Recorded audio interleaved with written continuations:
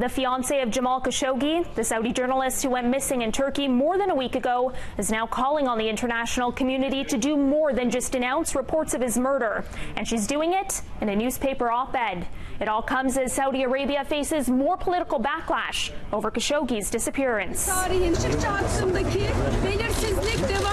In a New York Times article yesterday published on Khashoggi's 60th birthday, his fiancée reveals how the couple spent their last hours together, writing he'd been cheerful on the morning he went missing.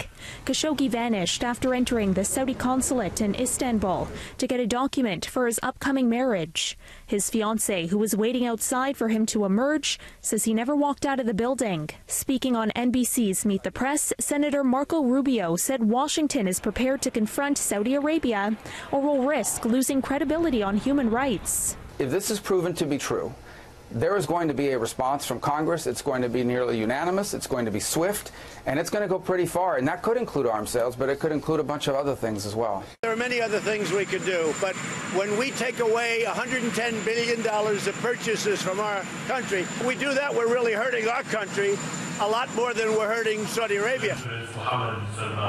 Khashoggi, a Washington Post contributor, often wrote critically about the Saudi regime and Saudi Crown Prince Mohammed bin Salman. Khashoggi's fiancée writes, if the allegations are true and Jamal has been murdered by the errand boys of Mohammed bin Salman, he is already a martyr. His loss is not just mine, but that of every person with a conscience and moral compass. There's something really terrible and disgusting about that if that were the case. So we're going to have to see. We're going to get to the bottom of it, and there will be severe punishment. As the world responds to claims the Saudi government deliberately killed Khashoggi, Saudi Arabia is vowing to retaliate. A Saudi state news agency, quoting an official source, says in a statement today, the kingdom affirms its total rejection of any threats and attempts to undermine it, whether by threatening to impose economic sanctions, using political pressures, or repeating false accusations. Hello, Your Highness. Thank you. The kingdom also says if it receives any action, it will respond with greater action.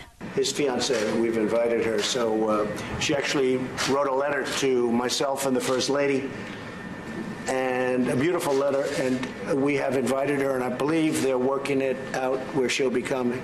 In the article, Khashoggi's fiancée says she'll only meet with the president if he makes a genuine contribution to find out what happened inside the Saudi consulate. And the Saudi embassy in Washington thanking the U.S. administration today on Twitter for refraining from jumping to conclusions on the ongoing investigation.